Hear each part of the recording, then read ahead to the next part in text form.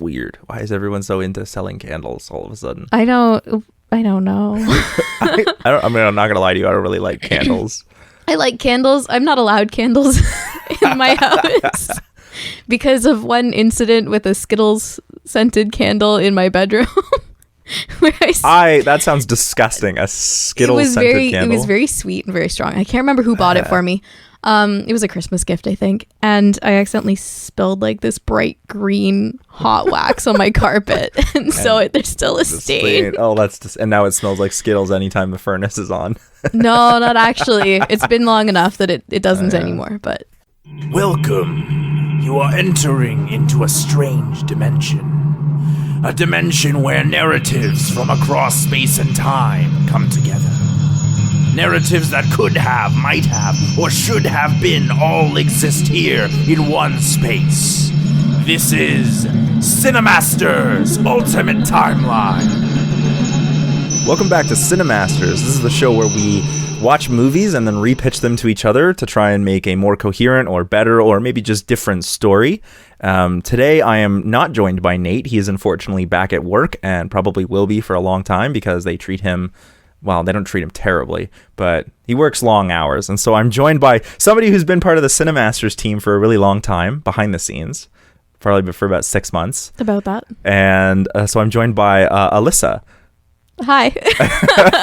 Who is very nervous to be, I guess, out from behind the scenes. Yes. But also, I'm really excited to have you. Yes. And you've been the editor for This Is a Thing, the script editor, not the video editor, yes, for This Is a Thing since I started it 6 months ago. Yeah. So you've been part of the CineCasters team for a long time. Yeah. So tell us a little bit about yourself. Well, I'm a student again. I already have a diploma in professional writing, and I am working through my bachelor's degree for creative writing and publishing right now. So I like writing and editing, and that's what I want to do with my life. And I play bass guitar in this really cool band that you might have heard of before, Robot Philosopher. Woo! And what else about me do I? I'm trying to think of more things about me, but they're just not coming. Yeah. No, I'm really excited to have you on because we have had myself as a philosopher, and then we've had Nate, who's a filmmaker, but we've never had like a dedicated writer / editor / publisher on before. Yeah. And I know you're still in school for those things, so if you don't count yourself as a professional of any of those, that's fine, but I'm still really excited to have another opinion on. Mm-hmm. Also, you're a female, and that counts for something as well. Yeah. That counts for a lot of things, I should say.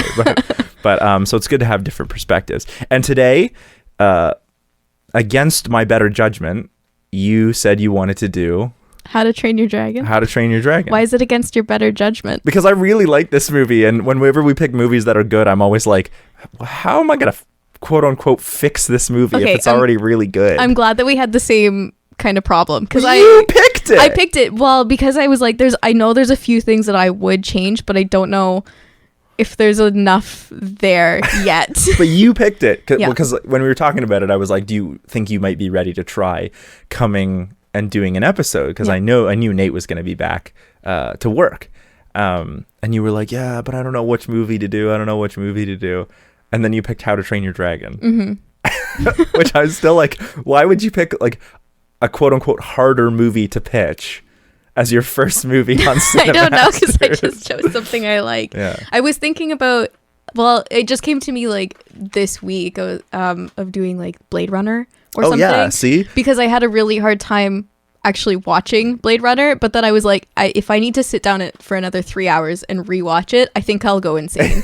So maybe not. That is one I want to do, Blade Runner, and then the new one too. Yeah. with Ryan Gosling. Yeah, and I know Nate really wants to do those ones as well, so you might have to fight him over that one. Yeah. But eventually, if we do it, there might be more than just the 2 people on. We could get 3 people on. So, and you also did mention that you wanted to try doing Batman versus Superman. Yes. And I know that Justin, who's also been on the show, has been like rearing to go on that one. Yes. But I've been forcing him to do TV shows lately. Yes. I watched the one about high school musical, the musical, the series. Yeah. So I've been forcing him to do TV series. But unfortunately, Justin is also under like self-lockdown, social isolation right now because I hate that term, but because he's also back to work. So he has just trying to be a little bit more careful. Yeah.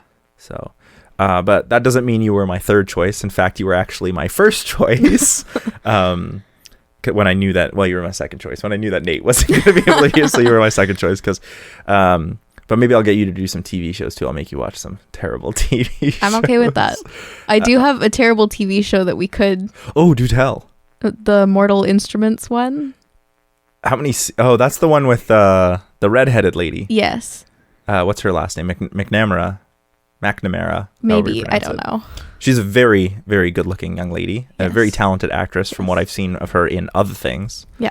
But I watched the first episode and I was like, I don't know if I'll get through this. I think I may have seen bits and pieces of it and just stopped. Yeah. Maybe. If it's the show that I'm thinking of. Yeah. It's based off of a book. There are lots of shows based off of books. Well, it's based off of like a YA novel. I do or love a series YA novels. of YA novels. Yeah. Okay, well, maybe we'll get around to that one because there was a movie of it as well. Yes. The one with Lily Collins. Yeah. Yeah. And it was also apparently not great. Yeah. So I'm wondering, is it actually just like they fucked up twice? Did they fuck up the movie twice? The book or is the book series just is not that also good? kind of really cheesy and bad, but so maybe that's why. Yeah, I think it's very much reflected in the. Because it's like, how do you fuck up? If the book series is so popular, how do you fuck up an adaptation twice? Unless, it's possible. I'm not saying it isn't possible to fuck it up twice. Yeah. But I'm also saying, like, fool me once, shame on you. Fool me twice, shame on me. Right? Mm-hmm. Like, I'm starting to say, like, maybe the source material is the problem here. I think it might be. Yeah. Okay, but speaking of YA novels, How to Train Your Dragon, goods and bads. What did you like about it? What did you not like about it? Well, I've already told you multiple times that I don't like that it's considered like an adaptation of the books. And it is technically an adaptation of the books. I actually, when I caught the credits at the end when I was watching it, it said based on, rather than like an adaptation. They always say that, like based on. Even Jurassic Park will say like based on the book by Michael Crichton. Yeah. So I want to just get it out of the way that it's like completely different from the books. If you have watched the movie and you're like, yes, I love this, I want to go read the books, don't go into it thinking it's the same thing, because it's really not. So I remember when I first watched the movie, I was like 13 when it came out. Which is hilarious because that was 2010. Yeah. And I was 18. Yeah. I remember being really disappointed in the theaters, actually. Really? Because I went to see what I thought was going to be the book that I read. And it was completely different. But the times that I've watched it after, I really enjoyed it. Because it's, I just have to learn to separate them, and it's fine. It's fine. It's a Hallmark fine. What specifically then did you like or dislike? Okay, so thinking of it as its own thing, I really Toothless. He's so cute. He's like this perfect amount of like puppy and like aloof cat at the same time, and like somewhat bat also, because there was the scene of him hanging from the tree, which was like, it was just super cute. And all of the interactions with him, he was my favorite part of the whole movie. And the casting, I really liked the casting for Hiccup.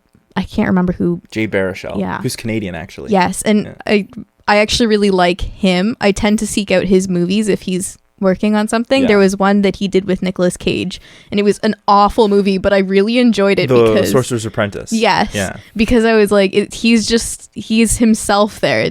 I could imagine, like I don't know, he just plays. I do feel like Jay Baruchel does play himself a lot, like in movies, but he's also just really funny. He's really funny. Yeah, he's really good at being himself as a character. I don't know, it's weird to explain, but he does it really well. Yeah. Same with the voice actress for Astrid. America Ferreras? Yes, Ferreira. Ferreira. Yeah. And she was really great too. Like the one part where she's like, this time, I always get that, like it's a very when she's going to hit the Gronkel in the arena before the final exam. Also exams in Dragon training. What's wrong with that? It's like, do they know what exams are? Sure. It's an examination. Vikings. I don't know. I mean, like, you have to take it with a grain of salt, right? Yeah, well, it's a dragon exam. Dragons. Test, whatever. Yeah. Do they even use the term exam? I don't they think do. they do. Okay. The final exam is tomorrow, is a quote from Astrid. Sorry. Jeez, you're like worse than I am when it comes to quoting. Well, I even wrote down some of the favorite ones. But also these ones are coming straight from my brain. Yeah. I have a few that are up here as well, just not from Astrid. I really like Astrid. Yeah. I also really don't like Astrid. Yes, I have a lot of mixed feelings, and we'll talk about that later. Yeah. No, go into it right now. No, because it involves my pitch. Oh, okay. And a lot of the fight scenes were really great. Yeah. Like they were really well animated, and they seemed to make sense for the most part. Yeah. So. And things you didn't like? I'd say the very first scene with Hiccup and Toothless, not where Toothless is tied up, but after that, when it's their like day-long kind of montage hangout thing? Hangout together. Really? Yes. Why? Because Toothless is a very intelligent intelligent creature, and I think that he would need a lot more space to begin with. So, like, you're going on realism here? A little bit. I'm kind of glad I didn't do High School Musical, the musical with you. Yeah. Because you would have been like, what are you like and Justin already went on a tirade, but like. Yeah, but now I forgot what I was going to say. It was too fast paced, that part. And one half of me is like, I just want to enjoy the fact that like they're bonding and they actually end up enjoying each other's company for a little bit. Because I really liked that part. I really liked it for that, but the other part of me, as someone who's owned pets and has had to get used to socializing them with the family for the first couple days, it usually does take like upwards of a week for a new pet to really feel comfortable in the space. Yeah. So. I mean, I think people are the same way, because you say like that Toothless is very intelligent, right? But to your own admission before we started recording, you said I made a new friend in the first week. I know, which is cool. like, it's so, yeah. So I don't know. I mean, you could be wary and still be friendly. That's true. So just to put a realistic spin on that. Yeah. You can't pull realism on me. I just pulled realism. Get out of here. Yeah, I can do what I want. It's my show. So I really like Jay Baruchel in this. Yeah. I love his like voiceover at the beginning. Mm-hmm. And he has this like weird, dry, sarcastic way of talking. Yes. That like is so funny. Yes. And so when he's just like talking, he's like funny. But then when he like emphasizes something, like when he gets excited, it's also funny because he'll just emphasize things in a way you're not used to. Yeah. I'm thinking of particularly like when Astrid follows him into the clearing to find out the day before when he's going to run away. He's about to run away, and Astrid's like, I want to figure out what's going on with you. And then she sees Toothless, and he's like, whoa, like just hold off. And she like grabs his hand and twists. And he's like, oh, why would you do that? Yeah, it's so funny. I don't know why. Just the way, why would you do that? Like it's just, he's got a really strange way of phrasing things, but it works so well. It's so funny. It's so funny. And I love the fact that he's Canadian. And I also want to say that Christopher Mintz-Plasse, I want to say, he's McLovin from Superbad, if you've ever seen that movie. But he plays Fish Legs, and I just love his introduction when he's like, the Gronkel, Fire Blast 13, like power level 5, and I'm just like, that's amazing. Oh my god, like that's just Fish me. Legs is just awesome. Fish Legs is dope. I wish he was in more of it instead of just being this kind of bit part. I love the music in this movie. It's so good. It has this like almost Scottish like influence to it as it's being played. I really enjoy that movie. It's great. It's really great. The music. I'm trying to think. I have it written down here. I think who composed it. Nope, don't have it. Why would I do that? I don't either. I really think that the animations and textures of Toothless in particular are really good. Like the way his like pupils dilate into slits and like open up, so like you can tell when he's like focusing on something, and the way he like his eyes flutter as he looks at Hiccup, or his ear, like he's so animated, which is really important because he doesn't talk, and he is like the deuteragonist, at least, if not one of the protagonists of the movie, and you have to get a lot of information across without him talking, and I think that's done really well. Like Disney, I know this is a DreamWorks movie, Disney does this all the time where they have like non-speaking animal roles. I'm thinking particularly of Tangled, but I think this movie does it better than Disney ever did. Like just the attention to detail on Toothless is unreal. And I'm actually really glad that they did it that way, because in the books, Toothless and all the other dragons could actually like talk. They had this thing called dragon speak, and no one else in the village really bothered to learn it, except Hiccup, which is, you know, originally like how he ends up being this kind of person that's shunned. But with Toothless, he's got the same personality from the books. It's just you can't actually hear him talk, but you can see in the mannerisms, like he's this sassy little dragon, and I love him. So cute. He is. It's done really well. It's done really, but he's also like terrifying too. Like when he wants to be. And I love the dive bomb sound effect. Like whenever he like is on screen, or when someone's like Night Fury, and you hear that like it's so good. It's so iconic. Perfect. It is really and the good. fact that you can still hear that while while Hiccup is on like riding Toothless, and it's like how is Hiccup withstanding that? Like it's crazy. Lean forward. I guess. Hold your breath. Okay, this one is like a weird little nitpick, but I'm gonna say it anyway. Whenever we see Astrid, she's always brushing hair out of her eyes. Get that fucking hair out of your eyes, woman. Like if she's got like a headband on, and it's still in her eyes. It's like on her forehead rather than like holding her hair back. Well, I don't think that's a headband. That could just be like an accessory. I guess. But my problem is with the hair in her eyes is like when you're fighting anything, when you're fighting dragons, when you're fighting zombies, you don't want you hair. can't have hair in your eyes. Like you just don't do that. If there were a zombie apocalypse, because my hair is really bad for getting in my eyes, that's why, you know, the half pony. That's why I tend to do it, but I can't do it now because my hair is short. I would probably just like wear a hat constantly just to keep it back and out of the way. I have a 5 head now because all my hair is slowly losing itself. This is another nitpick because a lot of this movie I really do like. So this is another nitpick for me. It's why are the Vikings Scottish? That is a really good question. Except for all the youngsters who are like American. But like everyone else is Scottish. Like so Gobber is Scottish, Stoic is Scottish. Like the elders and the women and whatnot are all Scottish, but I think it's Astrid because is not, and Snotlout,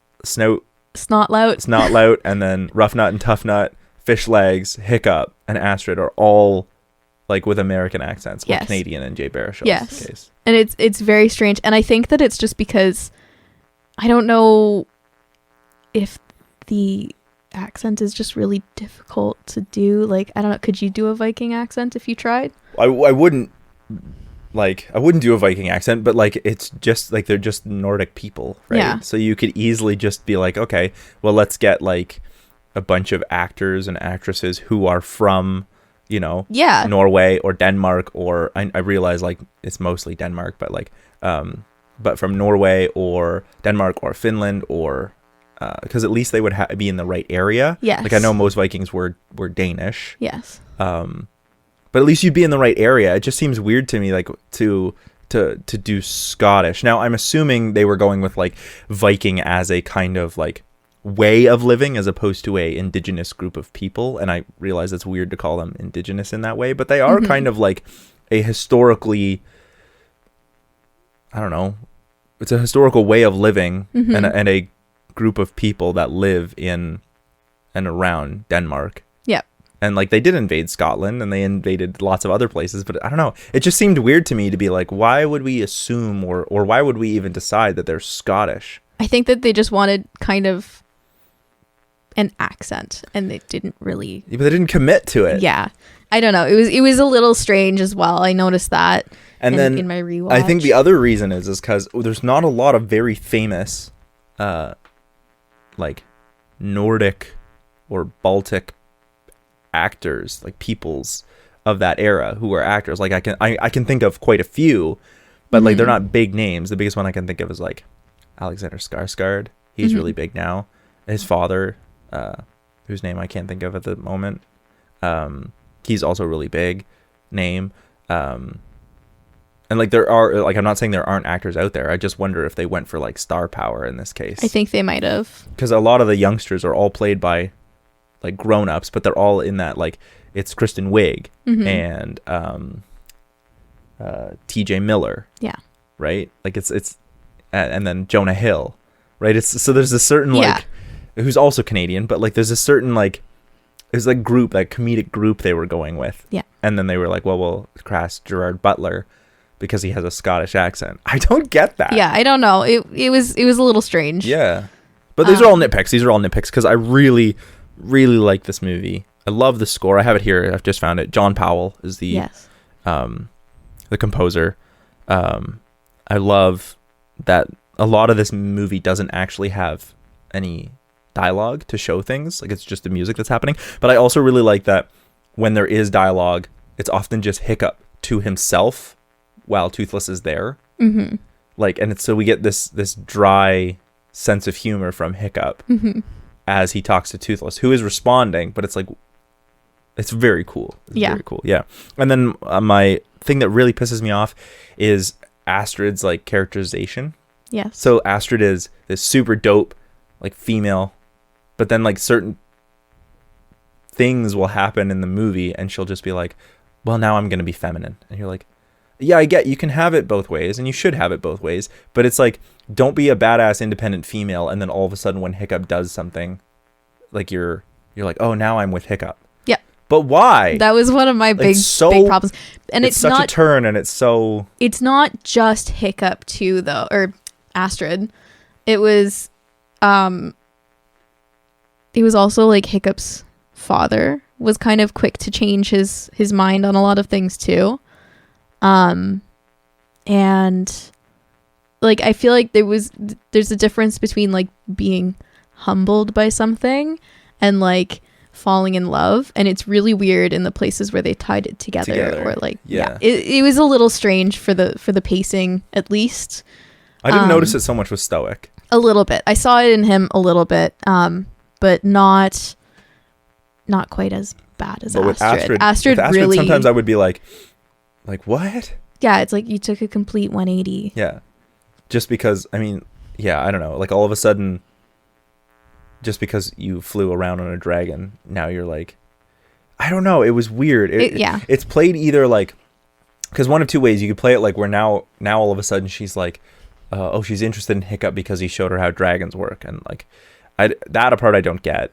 Or the other way you could play it is that she wants something from him, and so she's playing up what he wants from her, which is way more sinister. And that plays with her character, because it's like, okay, we know she's a badass who can get what she wants, but if she's like just kissing Hiccup because she knows he wants it and she can get something out of it, like. But that doesn't seem like her, because she's very straightforward. Yes, exactly. She's been straightforward all throughout the whole thing. So I don't know. She's like very like rough and tumble, and so to all of a sudden have her be like, oh, Hiccup is this, you're compassionate and you care, and it's like, maybe that was always there, but we didn't know it. Like, out of all the characters in this movie, I think Astrid gets the shortest straw. Yes. Like she gets the least amount, because there could be some awesome character development for her character as well. Yeah. But it's wrapped up in that one scene where they fly and then go to the dragon nest, and then all of a sudden there's this turn on a dime. And I realize like the biggest relationship has to be Hiccup Toothless, and then Hiccup Stoic, and then Hiccup Astrid. But they put a lot more importance on it than you would think. Either it had to be done better, like there had to be more Hiccup Astrid development, or Astrid development on her own, in fact, before there was Hiccup Astrid development. But because Toothless and Hiccup is more important, and then Toothless or Hiccup and Stoic is more important, she gets shafted. Yeah. And that's it. It doesn't do anything for her character. And I think she is a very interesting character. Yeah. And I would have liked to have seen a more better written version of Astrid. Of Astrid, yeah. And that's something that I was going to change in my Good, because pitch. I mentioned it, but I didn't really do much with it. So mine is focusing on a theme rather than a character. So. Okay. Mine is just, it's a little bit of like a mix of a lot of things. Do you want to go first, or do you want me to? I didn't change a super lot.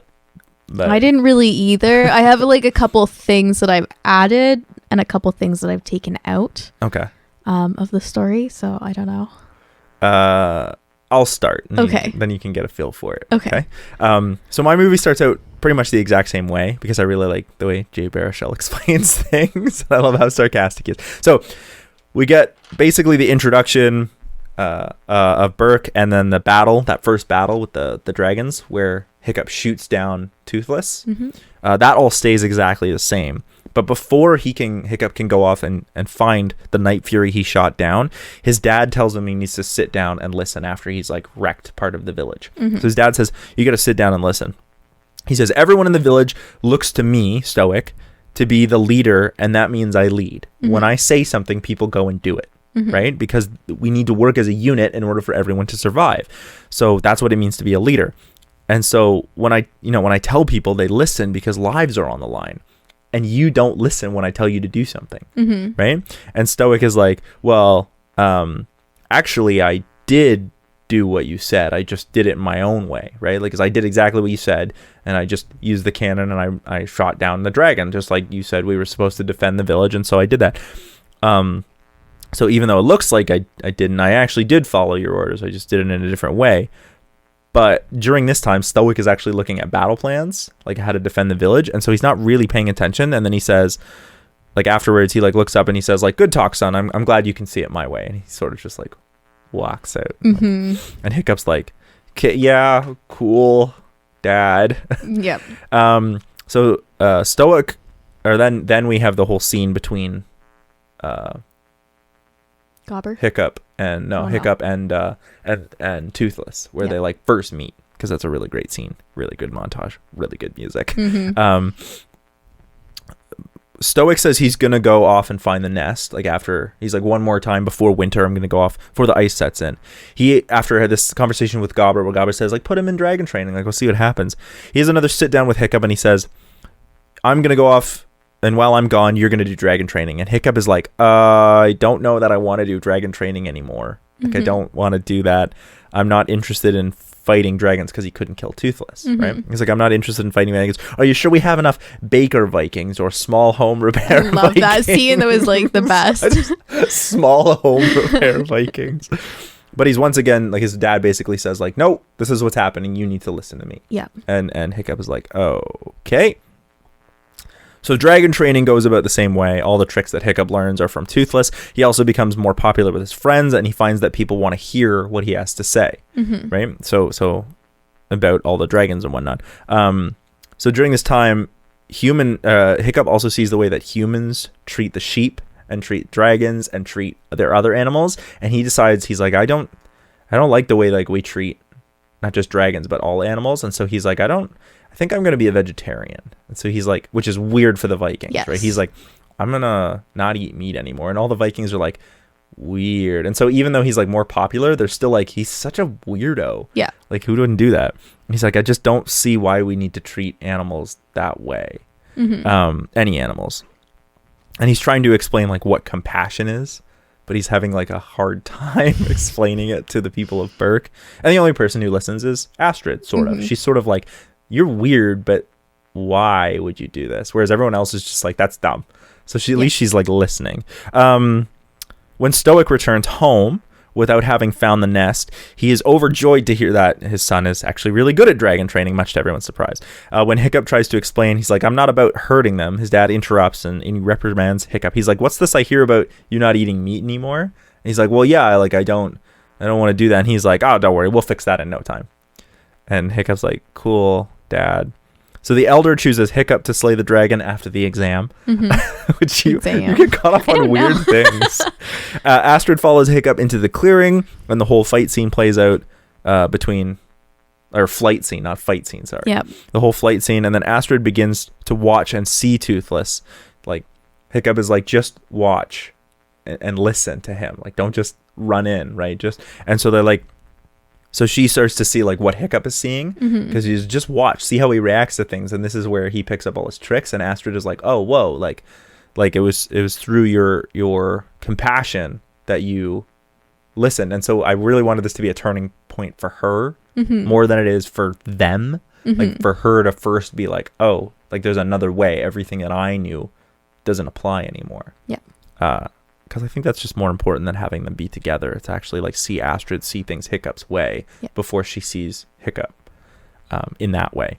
So Astrid is like, oh, but Toothless knows where the nest is, and so she convinces him to take them to the nest. But instead of finding the nest, what they find is actually the nest is not so much where the dragons are as it is like a prison. So the big giant dragon, I can't remember what it's called. Did they actually say what species it is? I don't think they gave it a name. Okay. Well, the big giant dragon is actually trapped in the mountain. Yep. But all the other dragons, that's where their nest used to be, or still is. And so like they can't get away from it. And so like every so often some dragons will try and escape, but that thing might find them and get them. So they're like stuck there. And so the dragons are basically held hostage. Yeah. And they have nowhere else. Their own home. Yeah, and they have nowhere else to go. So instead of feeding that dragon, they have nowhere else to go. So when they fly off, they're to like Burke or whatever, or the other villages, they're just trying to find a place to live, a place of their own, and that's why they're trying. That's why they're invading, quote unquote invading. So Hiccup says when they go back, he's like, we have to do something to help those dragons, but the only way to do it is to convince everyone else that we can help those dragons. We have to find a place for them to live, right? And the only way to do that is to make sure everyone's on the same page. So he's like, I'm going to use the exam to help convince everyone that we can help the dragons, and then because they're not terrible. So Hiccup refuses to kill the dragon, and he tries to like show everyone. That plays out pretty much the same way, but instead Hiccup escapes on Toothless, and Astrid is like, she gets not held behind, but she's left behind, and Hiccup flies off, and his dad is like heartbroken. But then Astrid says, she's like, well, a dragon can find the nest, and we could find the nest, and then we could kill the thing that's inside there, right? And so Hiccup is like later on, Hiccup comes back, and Astrid apologizes. He's like, if they go to the nest and let that thing escape, it's going to like burn everything. It's going to go after all the dragons. It's going to go after all the people. It's just, if it's not our village, it's going to be another village, whatever. Yeah. Like we can't, that was not my plan. And Astrid is like, oh my God, I didn't even think about that. Yeah. He's like, you gotta like stop and think and listen. Yeah. And, so they're all setting sail, and so Hiccup's like, we need to go. He gets all the young ones together, like in the movie, and they're all like sitting on their dragons and whatnot, and it can be comedic and fun, and because that's dope. And they're like, we have to stop the Vikings from getting to that island. Yeah. And so they fly in, and they all team up, and they find the boats out, and they're like flying around, and Hiccup says to his dad, he's like, you can't go to that island. You can't go to that island because there's a big dragon in there, and if you let it out, right, if it gets out, it's going to destroy everything. And Stoic is like, no, that's not, we're going to go kill the dragon nest. We're going to stop all the dragons. And Hiccup's like, you're not listening. And Stoic is like, no, you have to listen to me. And Hiccup says, if you don't listen to me, I'm going to have to do something drastic. And Stoic is like, well, I don't have to listen to you. And so Hiccup is like, he's like, what are you going to do, Hiccup? What are you going to do? How are you going to stop me? You're supposed to listen to me. Like, I'm the leader. And Hiccup goes, fine. And he has Toothless shoot the fire and light his dad's boat on fire. Oh man, okay. And so the boat is like sinking and on fire. Everyone escapes and they crawl onto other boats. But instead of having like listening to Hiccup, like Hiccup's like, I had to do something drastic to get you to listen. Stoic instead becomes more entrenched in his way of thinking. Yes. And he's like, I'm not listening to you. Like, how could you do that? You're like, no son of mine, right? And he's more entrenched. And so they finally get to the island, and Hiccup is like, I don't know what to do. I don't know how to make him listen. He just won't listen. And when I try to do, this is to Astrid, when I try to do something that like will make him listen, like yell or scream or light his boat on fire, all he does is not listen more. And Astrid is like, well, like when you learn something from Toothless, you had to watch, right? And so you have to make him see through watching, right? That's how I learned, because you had to stop me. And he's like, I don't know how to stop my dad. He won't listen to me anyway. So on the island, the Vikings finally break the wall of the mountain. All the dragons escape, and then immediately the big dragon gets out. Yep. And Stoic is like, oh shit. And instead of fighting him, the dragon just ignores all the Vikings and starts flying off in the direction of Burke. And he's like, oh shit. Like everything Hiccup said was right. And there's no way the boats would be fast enough to catch that dragon. So, but Hiccup has a plan. He says all the other young ones, except for Astrid, show the other Vikings how to listen to the dragons so they can learn how to deal with the dragons. We'll fly off. Astrid and I will fly off, find the dragon, and slow it down before it can hit any villages. So they do that. They shoot fireballs at it, and Astrid has the one dragon that like lights itself on fire. Yep. And so they like are basically trying to stop the dragon and distract it. And they slow it down until they can eventually get all the Vikings to show up, and they're like all on their dragons like in front of Burke, and they like shoot fire to keep the dragon away, and then they finally like crash the dragon into the ground. Yeah. But it's not on the island, it's like in the ocean. Yeah. And it's like, but then Hiccup wakes up and he's missing his leg, and his father's like, I had it all wrong. I was the kind of leader that told people what to do because I thought I was doing the right thing, but you're the kind of leader who listens to people and sees their strengths and weaknesses, and then that's a better way to lead. You see people as equal, including dragons and other animals. Yeah, and that's the end. Okay. Yeah, I like that. Yeah, I really tried to go for like I thought the movie was like really trying to talk about like listening. Yes. And so what I like about this movie is because a lot of it, because Toothless doesn't talk. Yep. And a lot of it is done through montage. Like a lot of this movie doesn't have any dialogue in it. So I really wanted to like, let's talk about listening then. Listening in terms of how that relates to communicating, and how Stoic says Hiccup needs to listen when in fact that's what Stoic needs to do. He needs to listen to Hiccup and that relationship. But then also Astrid, like it's in mine, I do want Astrid and Hiccup to be together, but I also want it to be more like a change in Astrid's own thoughts about how the world works, as opposed to just all of a sudden, rather than being like all of a sudden becoming like she goes from being like this badass female to being like almost a damsel, not in distress, but just a damsel. Yes. And it's like anyway, so I was like having her be part of even the climax as well, with like Hiccup and Astrid, like and Toothless, like have the dragon, that whole thing where it's like now we can see like Hiccup is like, Astrid has different qualities, her dragon has different qualities, and the way they connect is different from me and Toothless, and that can be useful. Yeah. So you really show his like different leadership style. Anyway. Yeah. That's no, I like that. Yeah. I like that a lot. And I think that we had some similar things that we changed. Yeah. So I guess I'll go then. Yeah.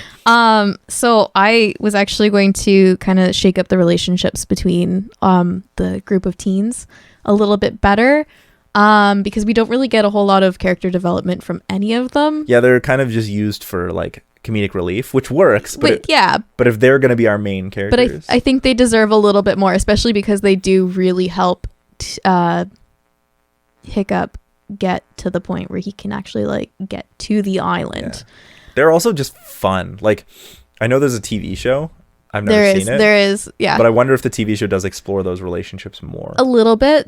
I've only watched like the first like half of the first season. There's 6 seasons of the TV show. Holy crap! Yeah. And there's also like the the little kids one, like the Dragon Riders, which is like or How to Train Your Dragon Rescue Riders, or something like that. Which honestly, I was like, okay, it's a kids show, but then I was like looking at it, I was like, this looks adorable. Yeah, and there's only one season of that one, but my problem with the TV show, and this is unrelated, was that it was just very like they tried to hit home like your classic themes and values and whatever, and like it's a kids show, so it becomes like a morality play every week. Yeah, basically. But anyway, sorry, so I would build on the relationships a little bit more and like have the dynamics of the group change just a touch, and then I would bring in some more world building because I really like Norse how I know you're a mythology.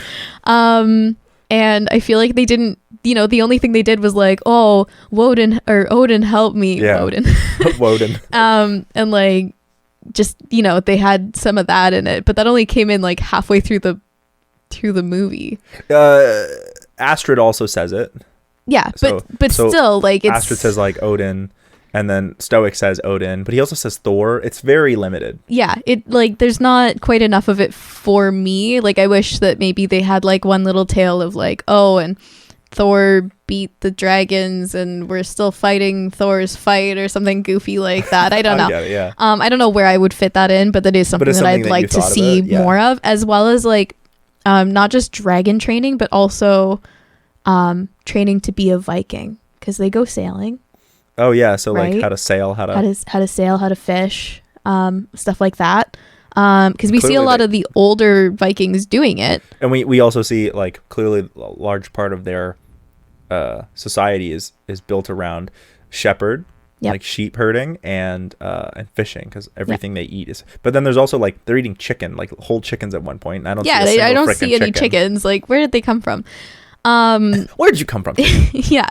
And so that's what I would add. And then I would take out the ending voiceover, which is, like, again, unrelated. I haven't really gotten there yet, because I like the first one, but the second one just seems cheesy. Well, it's because I think it's because they're trying to go for, like, a parallelism. Yes, they are, right? But it was very cheesy. I thought it worked because all of a sudden it's now, the first one was kind of like bleak and not unhopeful, but it's bleak and sarcastic. Yes. And the second one is like hopeful and sarcastic. Yes. Because it's still Jay Baruchel. Yeah, he's just great. But yeah, so I would start the movie the same way with the voiceover and all. But I would take out, like, the dreary, like, Astrid, like, that bothered me, and it's like, she just let her be the badass that she needs to be, and don't, like, ogle at her, because that's not what she's doing it for. No, but I think it works because then what we show is, like, there is, not that she's an object of Hiccup's desire in terms of, like, objectifying, but that she is, like, she is something that Hiccup admires. She is a person that Hiccup is like, you are very attractive and also, like, badass. And a badass. Yeah. So yeah, but I hear you. And then so I would, start out the same way in the forge and doing all that and shooting down Toothless before we know that it's Toothless. And the Night Fury, the monstrous nightmare, like, chasing him down the hill and destroying most of the village, which was, it was so great. Just to see him, like, running along. It was a funny scene. This movie is great. And then, Gobber would take him home.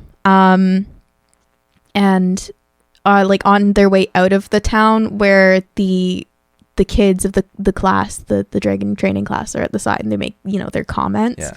I wish that there was a little bit more from them, and that Fishlegs specifically, because I think that Fishlegs and Hiccup could be, like, pity friends of each other, if that makes sense. Well, they're both the odd ones out. Odd ones out, and so they wind up being friends, which by I'll admit is kind of, I'm stealing that a little bit from the book, because that is what happened. Like, they were friends. But Fishlegs is still dope. So yeah, but also they're both a little odd. Speed 8, power level 15. Yeah. And so I wish that there was a little bit more there. And then everything leading up to the interaction with Toothless would be the same. The fight with Stoic would be the same, and the conversation with Gobber. And I don't actually remember where the little, like, war council thing is happening, where they're like, we're gonna go get the nest. Yeah, before the ice sets in. Yeah, before the ice sets in. Whenever, I can't remember when that is, but I wish that they talked a little bit about other clans or other villages. Yeah, I felt like the world was really small. Yes. Like, it was Burke and the nest. It's like, do you not trade? Like, are there not other clans? So, we know there are other kinds of dragons, because they talk about the Bone Napper, the Whispering Death. Yeah. Which was really cool. Like, I want that book. I'm not gonna lie, I want that book. Well, I'll lend you some of the ones that I've got if you want to read the actual books. I want to play a trading card game with the dragons. Yeah, with, like, Fishlegs got, like, the the power level. I just want Magic the Gathering, but with dragons. Yeah. And so I I would add a little bit there, a little bit of, again, world building, just bringing in like, oh well, this village said that they're too low on ships and supplies. They need to work on those during the winter, and then they'll rejoin the fight later. So then it feels like it's only Burke this time going out, because yes. the other villages are not capable or able. Yeah. Yes. It's a simple way to do that, but then it feels like the world just got a little bit bigger. Yes, and as well, then it also makes it a little bit more like it's a kind of hopeless journey, because they're like, oh well, like no one wants to go because the other villages aren't joining in, not just because like, oh, it's almost winter, we don't want to. But then the hiccup thing gets even better. Whoever stays behind us to look after hiccup, which was great. So that would just bring the world out a little bit more. The first day of training would change a little. I don't like how edgy the kids were when they were walking into the arena. Like, you edgy. They were like, it's not cool if you don't get a couple scars or what. I can't remember the comments specifically, but it's just like, it was so dumb. And I felt exactly like Hiccup walking into that. It's like pain, right? But that's what makes it work, I think, because Hiccup is the one we're supposed to be identifying with. I guess, but it's also just like, I kind of cringed a little. I get it. They always shoot to kill, or they always go for the kill from Gobber was super important, because it makes Hiccup go, well, why didn't you? Yeah. And so that, that keeps the story going. If we didn't have that, I think it would change the story a lot, but I'm keeping that in specifically for that. What did I put here? Oh yeah. Okay. It's just the conversation about the other things. So I would give the first real like day that Hiccup and Toothless are together a little bit more time to breathe. Because like I said, as a scene, or you mean in terms of like how long it is, how many days it is? How long it was, because it's already a montage. So if they had something, make it another kind of montage where it's like a day, like a week long. In a montage? Oh yeah. I think you mean showing more passage of time. Yes. Because I actually don't know if it was just one day or if there was. It's hard to tell. And montages are always like that, right? Because it's an ambiguous amount of time. I think it's assumed that it's one day. Yeah, but I hear you. In my opinion, was too short, so I would give it a little bit longer time. You can do that on montage because it doesn't change anything. You just show the passage of time. Yeah, just a little bit more. I love the training montage with like,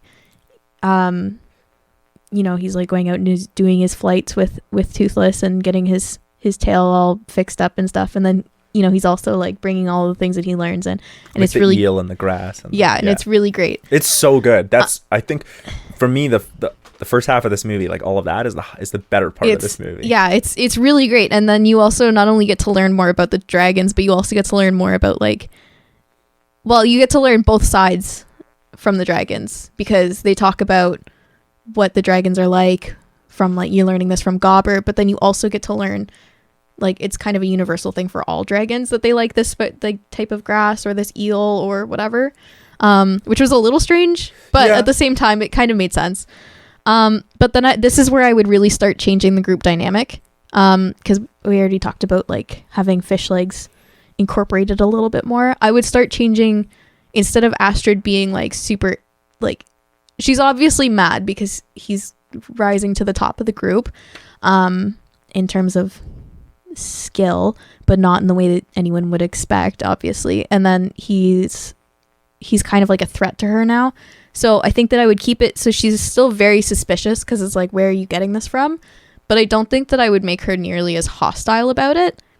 I think it'd be a little bit more curious. But she wants to be the very best, like no one ever was. Well, I know. To kill them is her very test. I don't know. Anyways. So, and then I think that the other Vikings would kind of notice like, oh, where'd he go? But not really pay him any mind. He's always been weird, right? Yeah. So they're like, it's a little suspicious to the rest of the group, but they're like, he's weird. Like, let him be weird. And then I think that I would bring Snotlout into it a little bit more and have him like be the kind of angrier dude. About the whole like rising up, because he was the one that had the chance with Astrid, and now Hiccup suddenly has Astrid's attention a little bit more, so it would change the dynamic just a bit. So essentially what you're telling me is this is going to be How to Train Your Dragon, but if they were all in high school.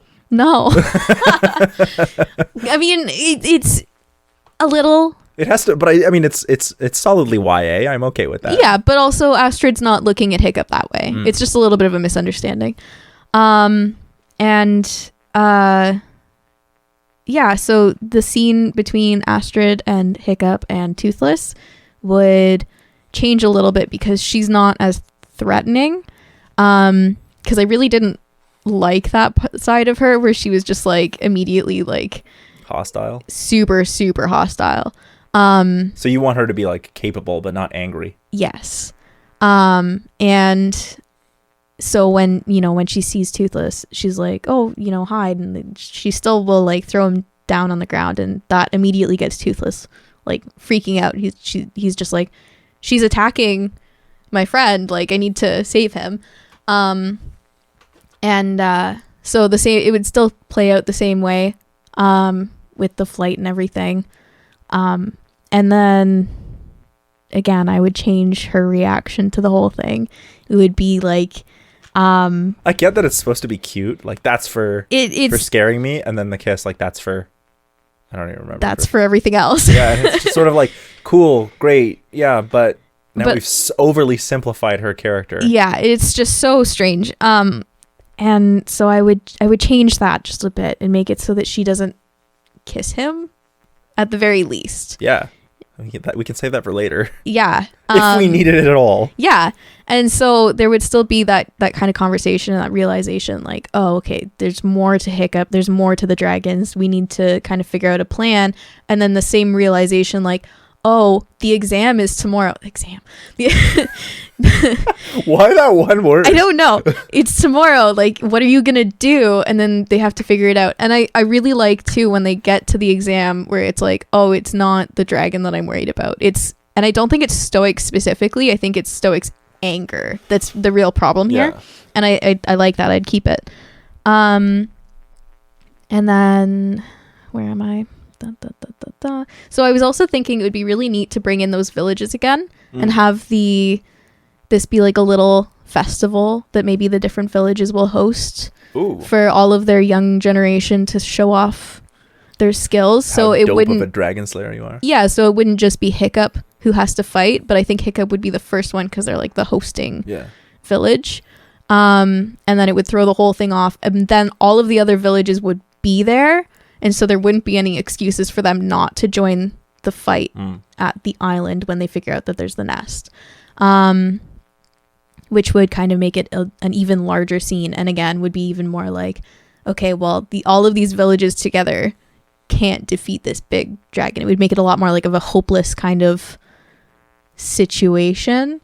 And then it would also, I think that it would be really cool to see Hiccup train not just his classmates, but also the other classmates, the young ones of the other villages, so that there would be these new characters all of a sudden, which would, maybe bring in a sequel later. Well, there was already a sequel. I know there's already a sequel, but I know. And 6 seasons of a TV show, I know, apparently. but I'm just, I would set it up differently so that all of the sequels would be different. Okay, yeah. And yeah, so then that would happen. And the conversation between Hiccup and Astrid where it's like, and what are you going to do about it? It's like so weird. I didn't like it. It was awkward. It kind of do about it. It turned her into a plot device. A plot device that I just wasn't a fan of. Well, as soon as their like whole flight scene happens, she's totally, she becomes what do they call that? Exposition. Yeah. Yeah. I would rather that she still keeps her kind of badass way of thinking, rather being like, oh, well, what are you going to do about it? How are we going to fix this? What are you going to do? Yeah. You infantilize her so much when you say it like that. I know. But I just wish that she was like, well, let's go get him back. Like, how are we going to, like, let's do this. Let's fix this problem. I instead of being like... I do think you could play it. I think you could play it both ways easily, because I think you could have her be like, so this happened. He's like, because I did enjoy where she was like, what are you going to do about it? And he goes, probably something stupid. And she goes, you've already done that. Yeah, right? I liked that part. But then he goes, well, probably something crazy. Yeah. And then I would prefer to have her be like, that's what I'm talking about. Yeah. Yeah. But I think that leading up to that point was a little awkward. I hear you. It's a bit expository. Like, we need some kind of push in order to change him from from hopelessness to hopefulness. Yep. So then everything at the Dragon's Island would not change, except obviously there'd be a larger crowd of people. And then the fight with the dragon, I wouldn't change as well. There's still all of the crazy things that happen, and there would obviously be, again, more dragon riders because all the other village kids, kids would be. I do like that scene a lot. I really liked it, and where all the kids are fighting together. They're swooping in to save the day. Yeah. and the ending scene, like all of the fight, I wouldn't really change, because it was just perfect. Not like, I want to say perfect, good. But it's also like I don't want to give it that high of praise, but it's also like I wouldn't change anything. Yeah. So like there was nothing there that you would change. Yeah. It was just I want to give it that. I don't want to call it perfect because and then so I really wouldn't change that. And then in the ending when he wakes up, I keep that the same, again. I really actually like the parallelism they show with Toothless's tail and Hiccup's leg. Which was super cute. So good. And also like, emotions. And then I really want to know, how long was he asleep? I would assume days. I would assume also so, the fact that he's like not in pain when he wakes up. Yeah. And when he steps on his foot for the first time, that would be so much pain. But also like the transition from like, we're gonna fight and kill every dragon to like, yes, we are a village of dragons now. Like it was such an instant How much change. You want to bet he was like in a coma for 3 months. Honestly, but then he'd be a lot more thinner than he already is. Yeah, well. So I don't know, but it was a little strange to me that was another like instant change, like another on the dime kind of thing. I a lot of those things I think are for convenience more than anything. Like for me, most of the things that I changed in my pitch, aside from Astrid, were nitpicks. Yeah. Like just nitpicky things. I also wanted to like explore the theme of like listening and communication, particularly in leadership styles, from Stoic to Hiccup. Whereas like Stoic is this traditional like almost authoritarian, autocratic leader, and Hiccup is this much more like democratic, coaching kind of leader, where they have the same qualities, but there's much more room in Hiccup style. Yeah. So that's why I like a lot of things that I changed, but most of mine are nitpicks, except for Astrid, who is the most glaring plot hole in this movie. Yes, she really does. And then the last thing is that I wouldn't put Astrid and Hiccup together quite yet, because they haven't really had time to grow together, aside from like suddenly we're in the same position where we know the same stuff. So you could easily have some kind of like a relationship where they're not together, but they're still all of a sudden friends. Like friends, and there's at least some like companionability. Yes, because I think that what Hiccup needed the most was a friend, not a girlfriend.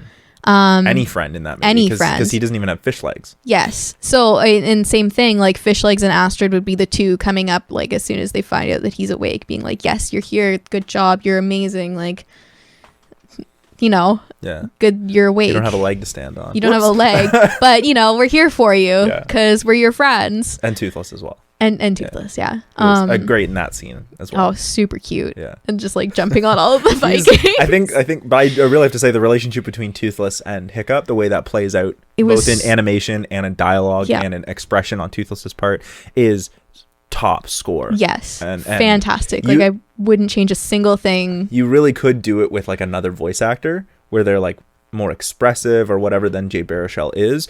But the fact that it's this sarcastic kind of, because he like almost sets himself up for jokes, and because Toothless can't respond, he like sets himself up and then delivers the punchline in the same go. Yeah. And I feel like only Jay Baruchel could do that. Yes. And it's so perfect. But then also Toothless is so sassy that they just work together really well. Really well. They're like a little powerhouse of, I don't know what's it. Yeah. It's so good. It's so good. Yeah. Yeah. No, I don't think I have any other notes, but that's honestly what I would change. And then again, just fish legs throughout the whole thing, just as like the training montage, like I want to see them trading notes. I think that'd be really cute to be like, oh well, this dragon here is like this and this is what you gotta look out for. It would be super interesting to have fish legs be like, he knows all the stats, but then Hiccup knows like this weird sort of practical kind of knowledge that fish legs doesn't have. And so then when they trade notes, I would love to see something like that, where they're like they start out as like friends because they're the weird ones out, but then they actually grow to enjoy each other's company and also like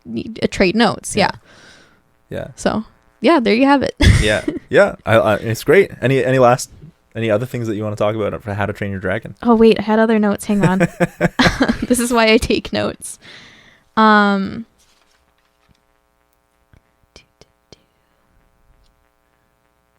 No, maybe I didn't. That's okay. I do have to say that Stoic really gets the brunt of everyone's emotions in this movie because he is kind of a bit of a jerk. He is a jerk, but he plays it well. It's done well because you're like ostensibly he's the villain. Yes. Actually. Yes. Right? Like for the longest time, like we know that or we think that the dragons are, but then almost immediately our perception of that has changed when Hiccup sees Toothless. And so it's not, and it's done really well because Stoic is the villain, but it's aside from the giant dragon, but Stoic is the villain, and it is, but he himself isn't really the villain. Because the relationship between Hiccup and him is important. Mm-hmm. So it's like his belief system, and that's super interesting because like that separation of character versus their belief makes it so he's the villain, he's the bad guy, but it's not him, it's his belief system. Yes, and that is obvious in the movie. Super important. And then also the ability for him to change is what makes him not the antagonist anymore. Right. And then also he's a single dad, like in a Norse village where he's the leader as well, and all they know is killing dragons. Like that's their thing. Well, and sailing but killing dragons is what they do. Yeah, but I just think like that the way that the movie can quite successfully show that Hiccup and Stoic's relationship is both the primary problem and it is incredibly important to both characters. And it's done in some great awkward moments where he's like, it's your mom's breastplate. And he's like, oh, thanks for the breast hat. Helmet. Yeah. like so, hat. And it's done where you're like, you can see both of them care about each other, but they can't cross the gap. But that Stoic is the villain. His belief system is the villain, but he himself is not the villain. Yeah. But I think the movie does this obviously. Yes. It's clear that Stoic is not the quote unquote classic villain. Mm-hmm. And I also really like, again, it's cheesy, but because it's cheesy, I really want to enjoy it, is like how they kind of bring things back. So like we need just a little bit less of this. You just pointed at all of me. Yeah, like that. I like that. I think it only, like, because I get what they're trying to do. It's trying to be like, we needed more of like what Hiccup had to offer. Yes. But I really liked it better when it was just a one-off joke. Because it's just like the way that Jay Baruchel delivers it makes me think that the first time he did it, he might have been ad-libbing. Yep. And then they were like, oh, that's really funny. Let's use that as a theme. I think the first 2 times that they used it were the best. Yeah, because I bet you the first time he did it, he was ad-libbing. Yeah. They were just like, he was probably just like, what would Hiccup say? Like, we need less of this. You just pointed at all of me. Like, it sounds to me like a very Jay Baruchel way of. And I don't know, I'm just assuming. But then when they bring it back like 2 or 3 times, it starts to feel a little forced. The second time I felt was okay, but the third time at the end was a little bit like... It feels a little forced. But then also when...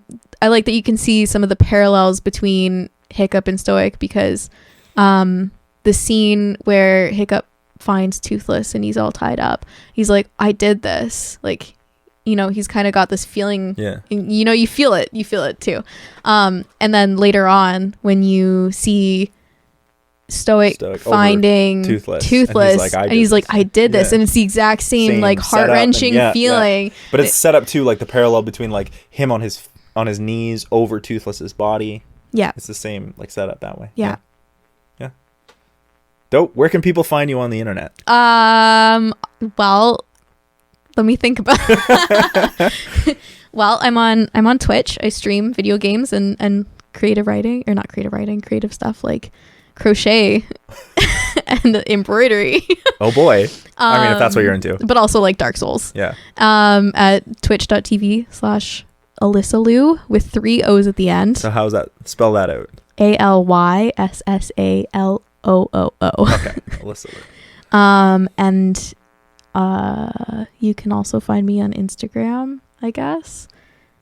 But for my creative stuff, which would be Alyssa Rose Handmade. Oh my goodness. And then you can also find me with Robot Philosopher. Yeah, you can find us on Instagram, which Alyssa's kind enough to run for us. Yep. And you can find Robot Philosopher on Facebook and YouTube and anywhere you listen to awesome movie music. You can also find Alyssa's handiwork here on CineMasters Ultimate Timeline, where she edits every script that I do for this as a thing, which is super important for me. So thank you so much for that. And of course, you can always find awesome podcasts every week, bonus podcasts every other week, and new episodes of This Is a Thing every other week. And until then, we'll catch you next time. Peace out. Bye.